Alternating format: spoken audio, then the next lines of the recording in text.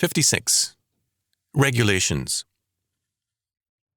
A very good friend, a minister, was planning to build a Christian school building. The only way to get all the plans approved in time was to take the papers to the county offices, carry them from one clerk in office to another, and spend day after day for a few weeks pushing through all the necessary permits.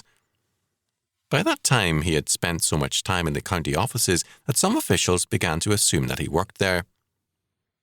I've heard several like stories from contractors telling me of the endless regulations, permits, and inspections. Now and then I use one of those stories, but usually someone objects. Yes, but we have to have regulations. Indeed we do, but by whom?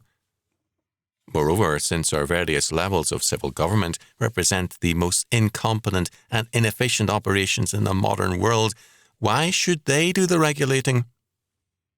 Is the point of it all to reduce everything to the same level of incompetence as government maintains? Our founding fathers operated on this principle, which was often quoted, quote, "Men will be governed by God, or they will be governed by tyrants." End quote. Even Franklin held to that.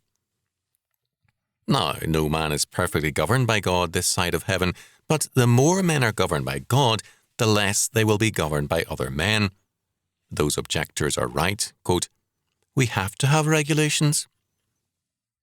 If we set aside the regulations of God's law, we will of necessity be regulated by man's law." The swarm of new regulations passed daily by one branch of civil government after another is an indication of our loss of self-regulation by the law of God. When you stand in line for some kind of permits or pay higher taxes for various forms of civil service incompetence, remember, we are paying the price for our apostasy. Sin always exacts a high, if hidden, price. Moreover, instead of repenting for our sins, we complain rather that the price of sin is too high.